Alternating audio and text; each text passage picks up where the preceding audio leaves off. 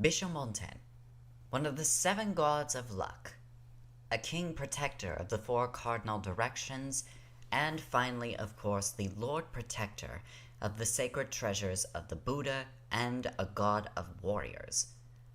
Not necessarily a native of the Japanese land or the Japanese faith of Shintoism, he instead, however, traveled along with the Buddha to the land of Japan and became part of the syncretized religion of Shinto-Buddhism. Shinto-Buddhism was the combination of the native religion of Shintoism and, of course, the traveling philosophy of Buddhism, along with the Buddha himself and the Bodhisattvas. Now, Bishamonten in his origins was actually known originally as Vaisravana back in India, and of course he was able to maintain his responsibilities as a king of the north, as a protector of the northern cardinal direction, the protector of the sacred treasures, etc., all the titles that have been mentioned, all the way to China, and then finally into Japan, where he would eventually settle down as one of the important gods. Bishamonten was known as a god of warriors, however, you might be wondering why he is not necessarily a god of war. The reason for this is actually because Bishamonten prefers the times of peace rather than the times of war, and more rather fights whenever it is necessary. The reason actually for this is because in Japanese belief, any land that has been marked with suffering, or any property that has been marked with suffering or any sort of pain, is believed to be a place of attraction to demons or spirit, or such as oni or yokai,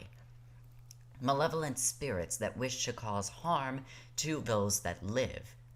So, for example, whenever there has been a great battle that has been made, this land is meant to be made wary due to the amount of ill and blight that has been corrupted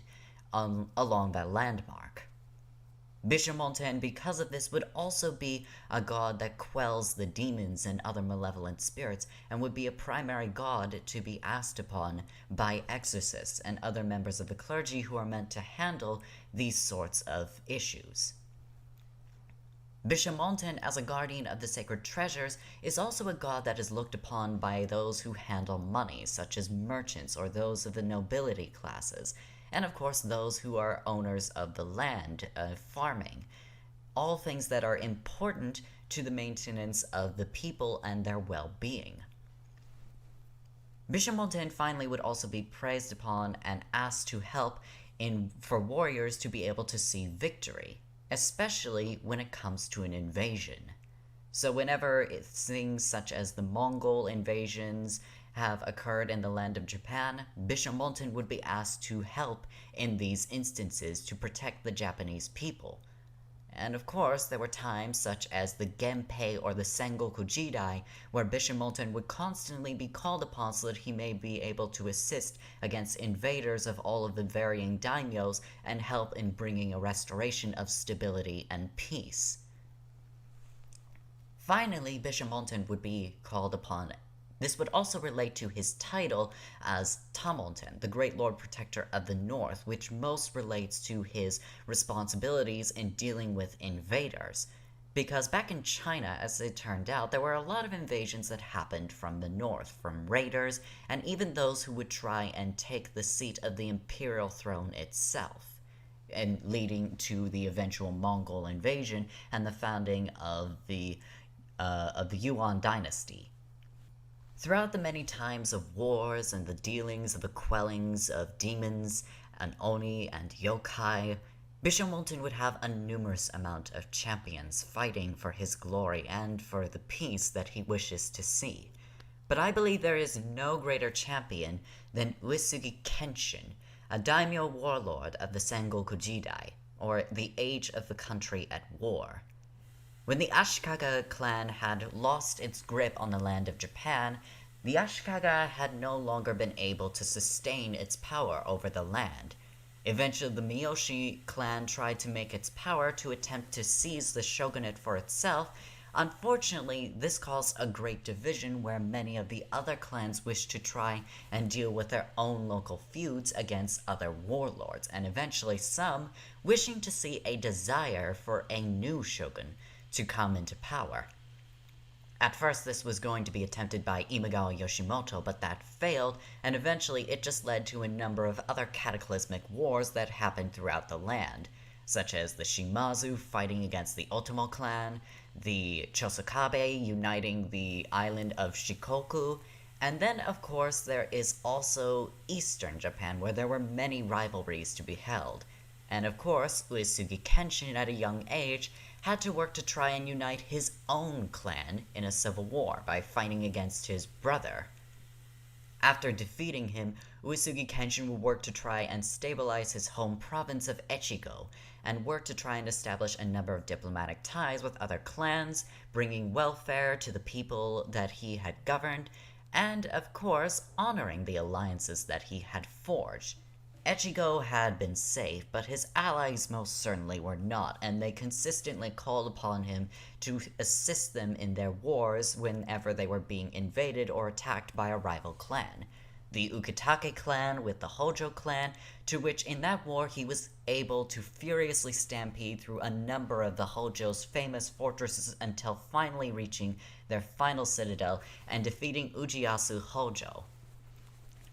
He eventually decided to make a peace treaty with Hojo, where instead of actually taking the land for himself, he instead asked that the Hojo return the lands that they had already taken from the Ukitake, and that of course peace can be established between the clans if the Hojo offered one of their own as a hostage, as was a general act of diplomacy in Japan. The member of the family, of course, was Hojo Saburo, and Hojo Saburo, in order to avoid the shame of being a hostage, attempted to take his own life. But he was spared by Uesugi Kenshin, who instead decided to adopt Saburo Hojo instead as a member of the Uesugi. He was not the only son of the Uesugi who was adopted, however. As it turned out, Uesugi Kenshin never actually had a child and instead adopted sons, one of his sons actually being Uesugi Kagekatsu, who would eventually succeed him. But another famous rivalry that Uesugi Kenshin had was with the warlord Takeda Shingen, another famously powerful and strategic man. Uesugi Kenshin and Takeda Shingen would have a number of famous battles at the Battle of Kawanakajima, where they would face 4 times. Takeda Shingen would try to invade the Uesugi lands, but Uesugi Kenshin, of course, would repel Takeda Shingen each time. But despite these invasions, Uesugi Kenshin and Takeda Shingen actually formed a sort of friendship in their rivalry. And in the end, when Takeda Shingen had succumbed to death himself, Uesugi Kenshin took a day of mourning, realizing that not only had he lost a great rival, but also a great friend. Uesugi Kenshin in many ways displayed the great benevolence and power of Bishamonten, looking after the welfare of his people, the welfare of the wealth of Echigo, and the prioritizing of his lands, honoring his alliances with great fervor, and even being on the front lines and being the most active participant in these wars, and even having the idea of honoring his enemies as friends. Uesugi Kenshin, of course, deserved the title as God of War, but also more especially very much fit into the idea of being an incarnation of Bishamonten.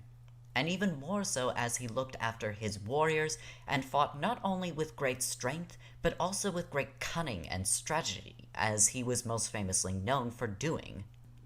In all of these aspects, this is what most describes Bishamonten/Tamonten very well. Bishamonten and Tamonten are ones that look after the well-being of not only the people that worship them, both in their wealth, in their finances, as well as in times of great struggle, but also in facing their own demons, their own sufferings that hold them back, and of course any demons that they face externally. Bishamonten is a god that more than anything values the solidified and most necessary ways of bringing peace.